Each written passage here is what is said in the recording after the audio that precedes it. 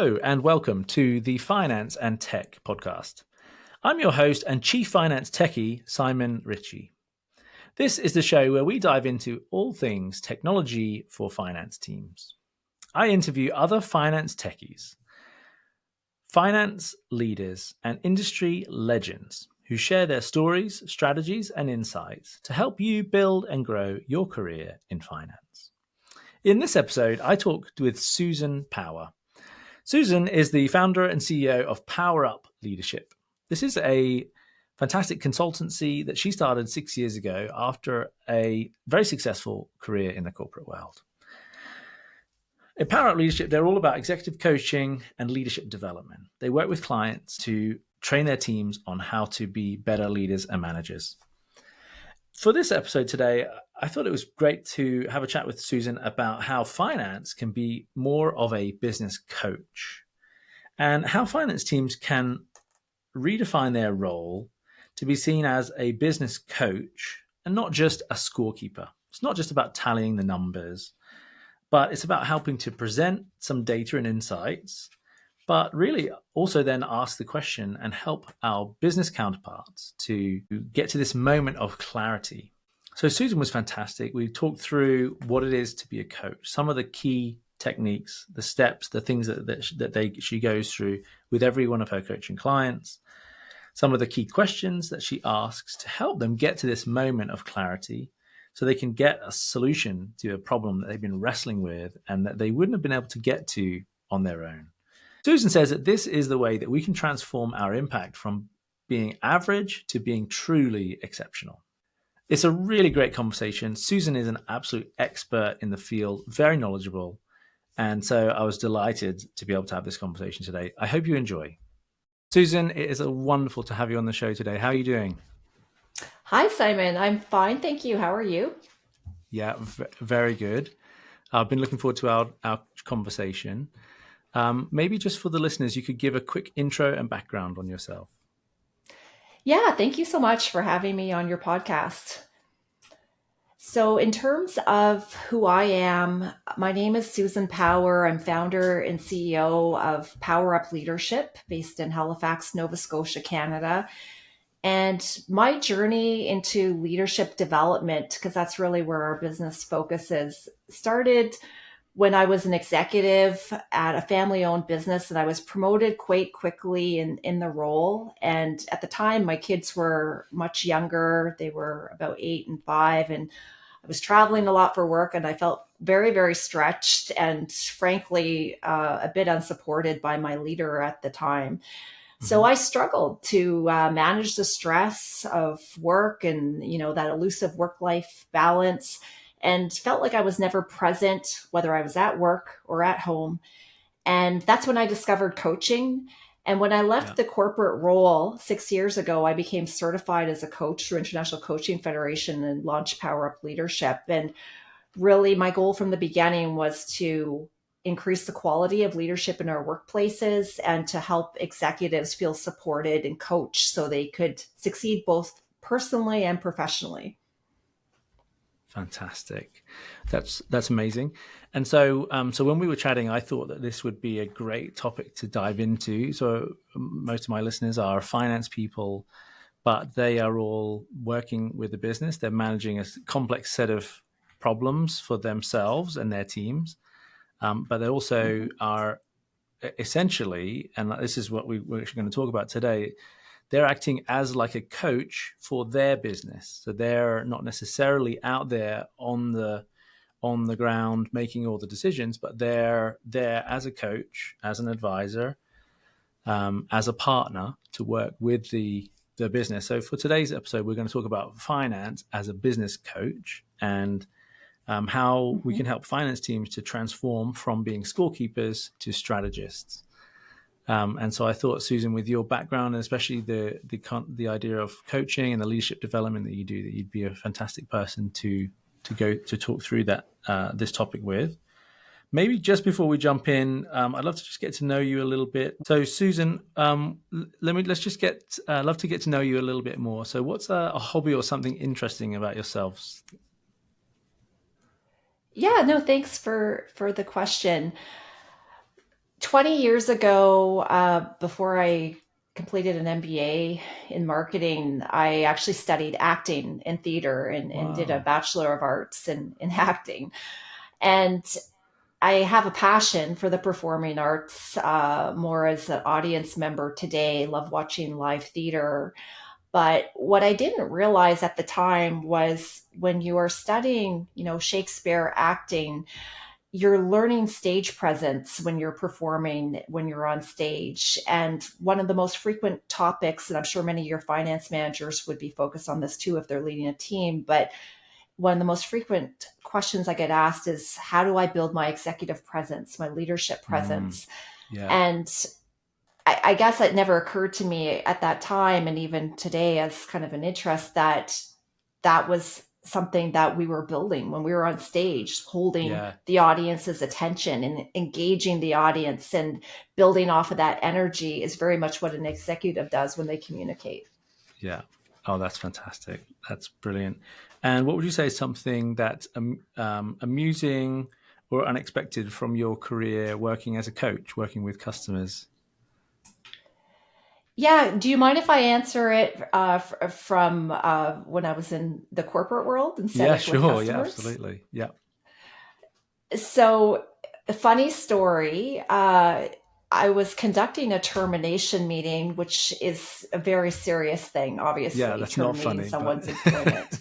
Not yeah. not funny at all, right? Super, super serious. So this is Yeah. where the funny factor comes in. Okay. We were at Okay. a we were at a hotel conference room, me and another director, and terminating two frontline employees' employment.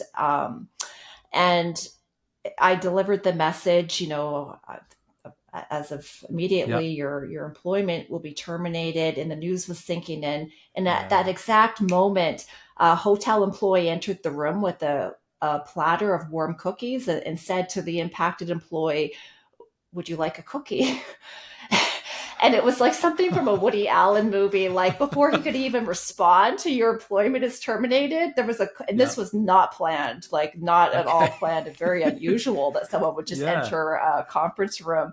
And I had to really muster all my professionalism because I caught the eye of the director I was with, and I'm sure we were both thinking, "What the like, what is going on Yeah. here?" And I didn't laugh, but even the employees being terminated, like they kind of smiled, like they're like, Okay. "What is this part of Wow. the meeting? Like, what's going on?"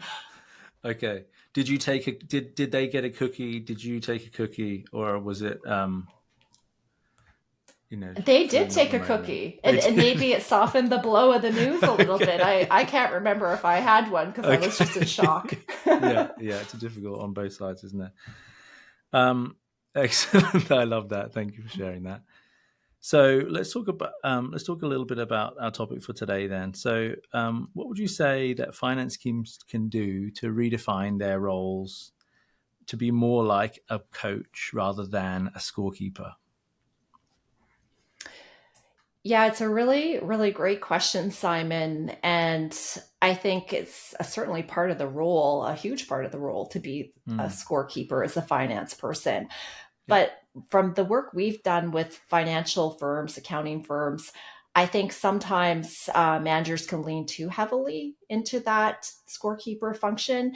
And Mm, they're feeling the pressure from both sides, from their direct reports. It's like they're the meat in the middle of a sandwich. They're feeling the pressure from executives and from clients and from direct reports. And often what we hear is, how am I supposed to find time to coach? I'm busy on client delivery, implementing new systems. How am I supposed to find time? But it's truly the most important part of the role that they have. And if they do find time to coach, it will free them up because their team will start to delivering at a higher level. mm, So they can do both scorekeeping and coaching and not be leaning too heavily on one side or another. yeah. Yeah. So maybe let's just jump into like this concept of a coach for a minute. So you go and you work with clients, with customers as a coach. So what are the things that you do when you're starting to get involved to assess and understand what's going on, and what would that journey look like? So we could just have get an idea from an expert on how that looks. Yeah, thanks for the question. And I sometimes forget a lot of people have never worked with an external coach, so they Yep. might not know exactly what that means.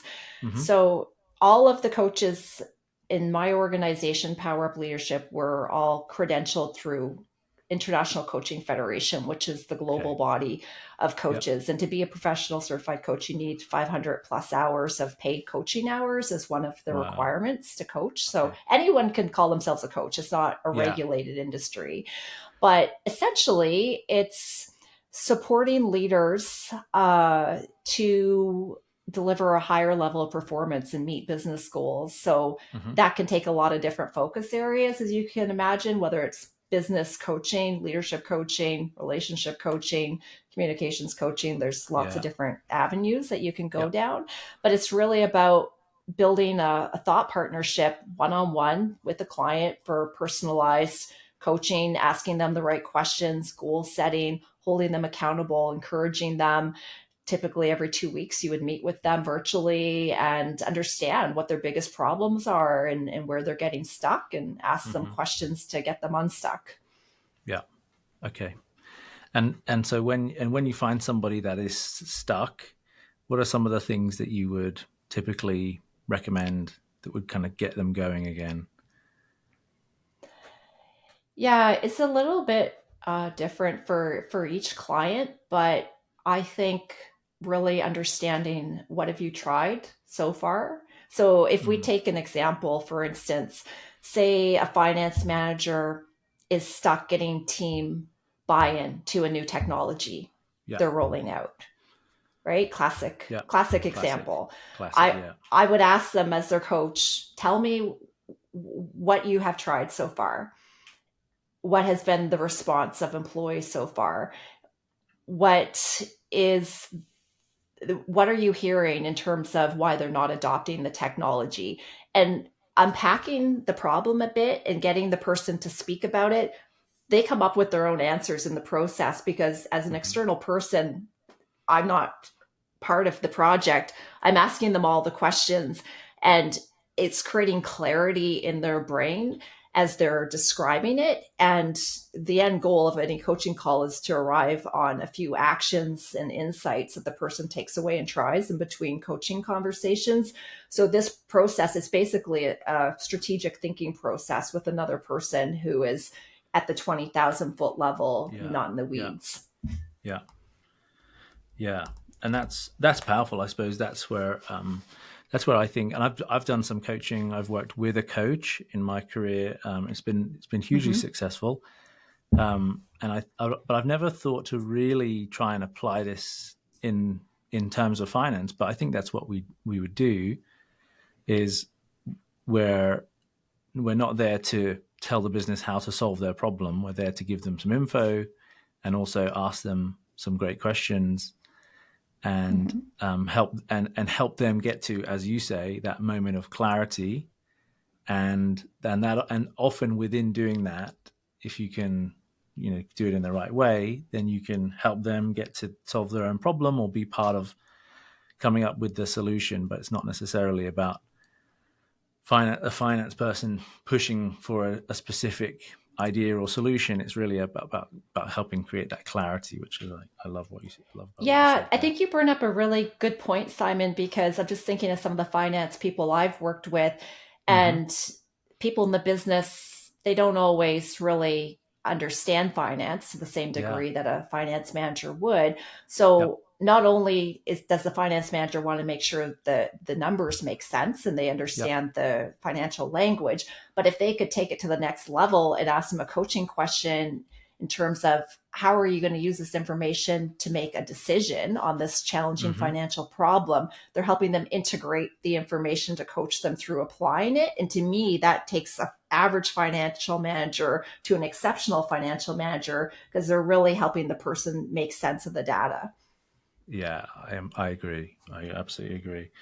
So, what would you say are some of those? Maybe just some concrete tips. What are some good questions to ask in that sort of moment?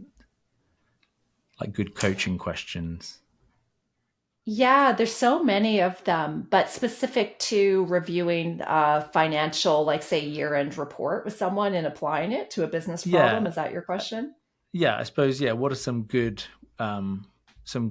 yeah, coaching questions? Maybe standard coaching questions that you can just try and have Mm-hmm. there ready to throw out. Mm-hmm. Yeah, the yeah. I don't know if there's anything comes to mind. Yeah. So questions like,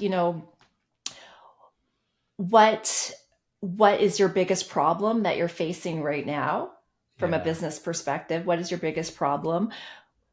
How are you contributing to that problem as the leader? What have you tried so far? What's working? What's not working? What assumptions are you making about the problem? Because sometimes people yeah, are assuming certain solutions will work, won't work. yeah. And if you were to take one action today, this week, this month, this year, if you were to take one action that would have the biggest impact, what do you think that might be? Those are amazing questions. Yeah, they're brilliant. Thank you for that. Sort of throwing you on the spot there, but I just thought it would be great to get some thoughts out there. Sometimes it's good to try and have those there in some of the conversations. It's easy to get lost, Mm-hmm. and so having a bit more structure can be really helpful. What I see a lot when I work with companies is, especially around, a lot of what I do is really about helping people to embrace technology. And we already talked about a little bit this idea of sometimes the business is perhaps afraid of new technology because it brings change. So there's a sort of a fear of change or a fear of the new technology and what that could mean. And then there are other barriers to technology adoption. So so I wanted to talk about, because you do a lot of like leadership development, coaching people through change. What would you say are Mm-hmm. some things that a finance person should think about as they approach this sort of situation where they're trying to help the business change? Yeah, 100%. Sometimes I think finance people, they're often very, not to paint everyone with the same brush, but they're often very detail oriented, number driven, and Mm, they're excellent with numbers. That's why they're in a financial role. And they often try to influence and persuade people using numbers because that's often how their brain is wired, which is great. yeah, It's great to use numbers. But I think adding on to that, to know that change is emotional for many people when they resist change, that they might be overwhelmed and they feel like new technology is going to add more work to their plate because they're going to have to learn a new system, new business processes. And they might logically understand, yes, this will save the business money, but they're not going to fully adopt it until they are bought in to the process and feel like it's not going to negatively impact them if they feel like it's going to, take time out of their life because they need more time to learn the system and they're comfortable with the current system. I think the finance manager needs to address that mm, and encourage them baby steps, and understand how they're feeling about what they need to do to get ready to embrace the new technology. And sometimes we don't talk about that in business, like how are you feeling about the change? We just expect people to adopt it and we sweep yeah, that under the rug. And I think it would serve finance managers well to lean into that human side of it at the front end of any change. yeah, yeah, yeah. I agree. I really agree. So let's talk about tech. So I suppose from your perspective, working with lots of different types of companies, is there any tech that that you're learning or working with at the moment? Something new that's maybe helping Mm-hmm. in your business, or even just with making you more productive?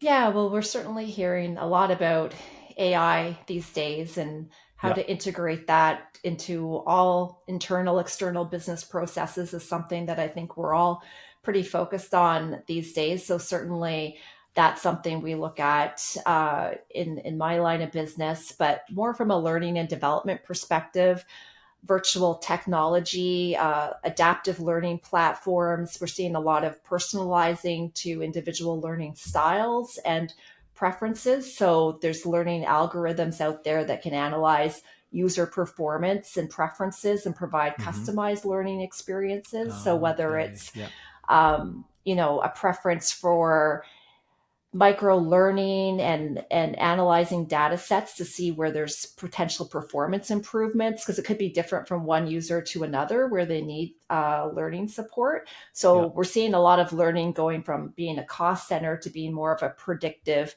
performance enabler that can add profit to the business because it's so personalized and it's not just, here's one learning solution for everybody. Okay. Yeah. Right. Wow. That's huge. That impacts everything. I think, you're right. We all learn in different ways. Some people can read a whole big paragraph or page and then can absorb that. I've always been terrible at that. Like I need it to be broken down. I need to be quizzed on the go. Otherwise things don't go in. I need to sort of have to, if I can solve an equation on the go, that helps it to sort of become real for me rather than, I can see that a lot of how we learn. You need to apply it as you go through filling out a quiz or simulation maybe.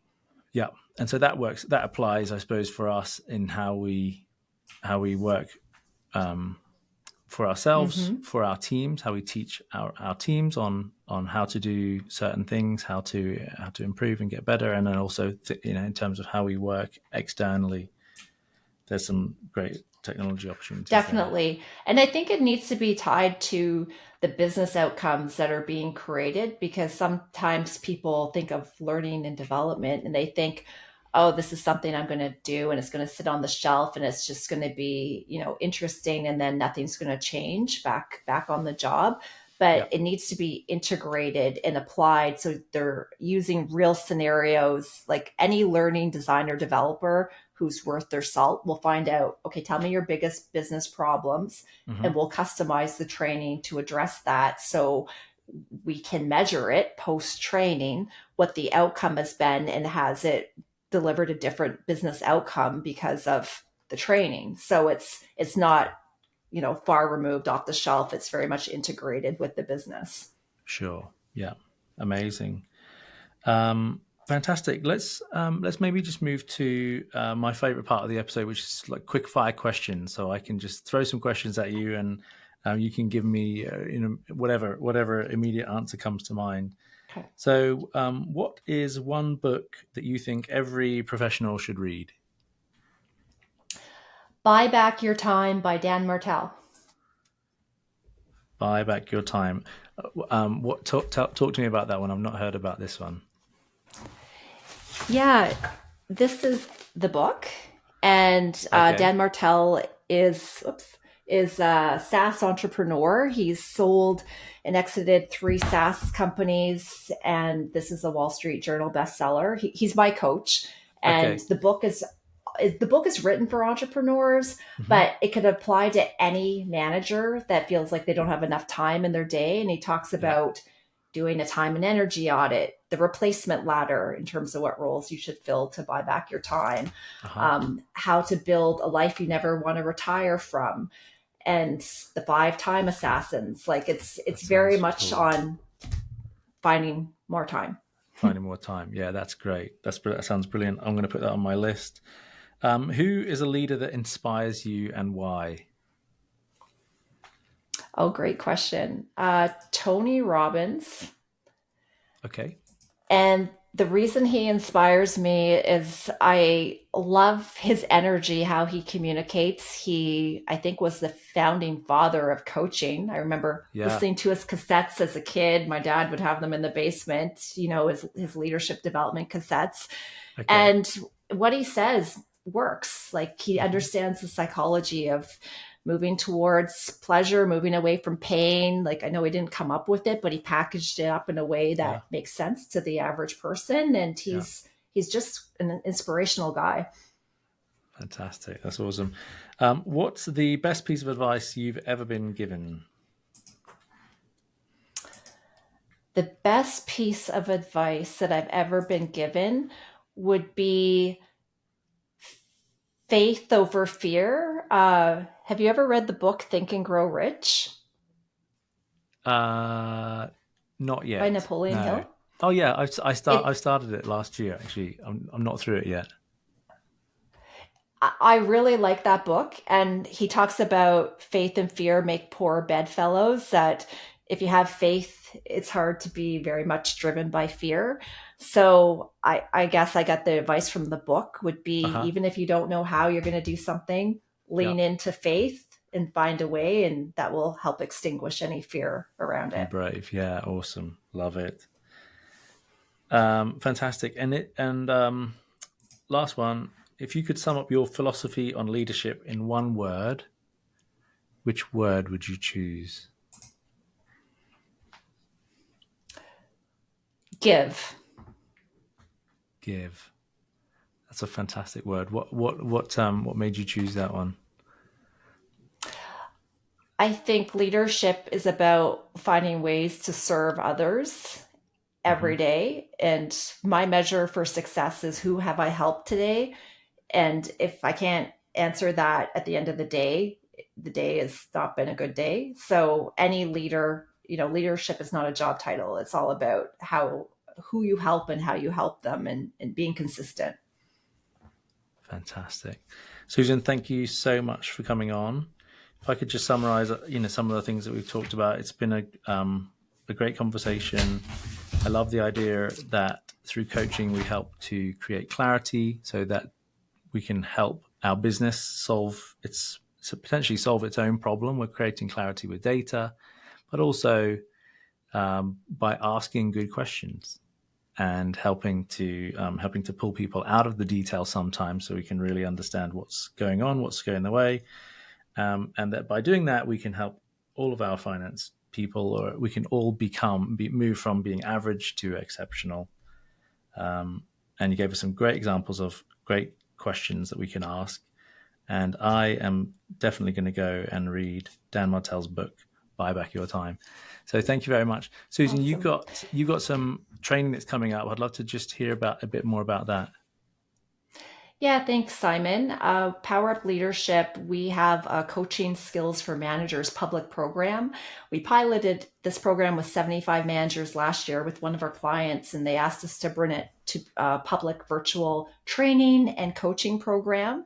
So if listeners check out our website, powerupleadership.ca, you can find the program there, Coaching Skills for Managers. It's a 14-hour blended training coaching program. And Fantastic. it's really about transforming managers into leaders through teaching them how to coach their teams.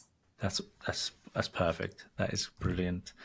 And if a listener wants to get in touch, what's the best way to reach you? Susan at powerupleadership.ca. Your listeners are welcome to reach out, or they can also follow us on social media. We're on Instagram and LinkedIn. Fantastic. Susan, thank you so much for coming on the show today. Thanks, Simon. I really appreciate it. It was fun speaking with you. Thanks for having me.